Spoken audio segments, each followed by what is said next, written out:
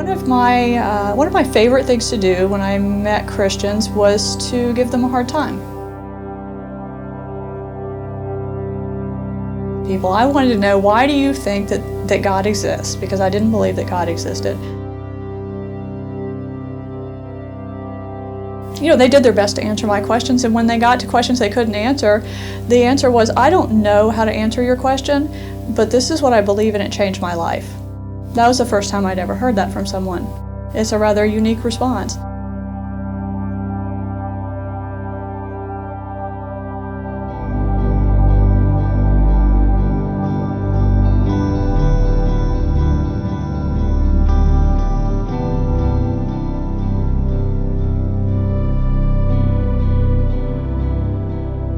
So I grew up in a home with non-believers. My father is agnostic, atheist. I mean, it varies from day to day. My family's Danish, and Danes are not known for their overwhelming evangelical faith, to put it mildly. And I picked up that. I mean, that's the way I was raised. I never went to church with my parents ever. I really rarely went to church with anyone, and I had no training and no background in Christianity or in faith in general as a child. So at 32 years old, I met for the first time in my life Christians who didn't back down under my pressure. I was quite antagonistic. I was hostile towards Christians and Christianity, and I would go after people ferociously when I found out that they were Christians, when they professed to be Christians, which 90% of the time meant nothing, actually, because they wouldn't even begin to stand up to my pressure. And then I met people who stood up to that pressure, not in a harsh way, but in a loving way. They did their best to answer the questions I had, and when they couldn't answer my questions, they told me that, well, this is what Christ has done in my life. This is how I've been transformed because of the power of Christ in my life. That's the answer. So the first time that I had what I consider to be a clear encounter with God was on Weston Avenue in Nashville. I was finished with my PhD. I was trying to raise a family. I was on the job market. It's a stressful time, but it was going really well. But I had a question about my daughter. I was very concerned about her, and I had no ready answers for what to do with her or about her to help her, and decided that I was going to test and see if God was really there. And I asked God, if you're real, would you answer this question? What am I supposed to do about my daughter?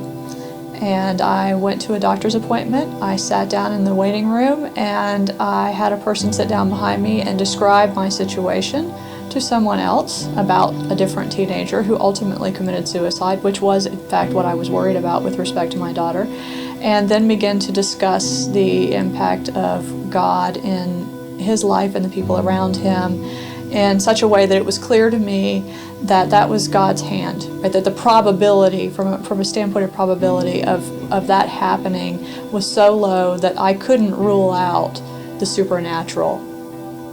But I had no interest in Jesus, right? I mean, I was hostile to the idea of Jesus. It made no sense to me, but I thought, well, if there's a God, this is something I probably should know. It's rather important. And so I went to a church service. It was difficult. I mean, I barely made it through worship. I thought I wanted to flee. I didn't understand spiritual dimensions, right? The spiritual realm didn't exist as far as I was concerned. There was no God, there was no Satan, no heaven, no hell. But I wanted out of that room in a way that I couldn't describe to anyone who hasn't experienced that. Thankfully, I made it through.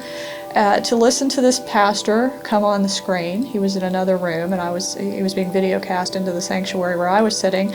And I had been to church once or twice, not with my family, but I don't know how I ended up at church a couple of times, and it had never had any effect on me intellectually. But this person was different. He had a conversation with people in his church about how to live their lives in a real way. This wasn't preaching in sort of the traditional sense. And at one point, he sort of looked through this video screen right at me and said, "You really don't need a PhD to figure this out."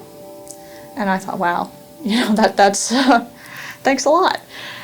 So I at that point decided that this required more investigation, right? I couldn't rule out the presence of God, or the absence of God couldn't be confirmed at this point, and I had to be intellectually honest enough to at least keep up that pursuit. So I went to small group with the people that had been praying for me, and they started a study, obviously not on accident, a Max Lucado study about understanding the heart of Jesus. And so I got my workbook, and I'm a student. I had a PhD by then, but I'm a lifelong student. I had to do my work. So I took this workbook, and a week or so later, my husband and I boarded a plane for Hawaii for a conference. And on the plane, I'm working through this workbook and reading about Christ and reading about sort of the cross and the significance of the cross. And I realized at that moment that I was refusing to accept the greatest gift that could ever be given, ever. And I had no basis for doing that. I had no reason to reject Christ. No one had ever presented the gospel to me in such a way that I understood the purpose of the cross and the sacrifice that Christ made. And I decided at that second, right there on the plane, sitting next to my husband, who had no idea what was going on, that I wasn't going to do that anymore. That if this gift were indeed real, I was taking it, and I was taking all of it. And so I don't know what I did in terms of a salvation prayer. I don't know that I knew how to do that correctly, but I just told God, yeah, I'll take this. Right? If Jesus died for me, and so I could have some mercy and I can have grace, like I could have forgiveness. The whole concept is so foreign if you're not accustomed to it. And the sensation immediately when I said that prayer, the weight of the world was lifted off my shoulders. Literally, I felt the weight of the world leave me. And I can't explain that rationally. I can't duplicate that, but I had no idea how much baggage I had been carrying around for 32 years.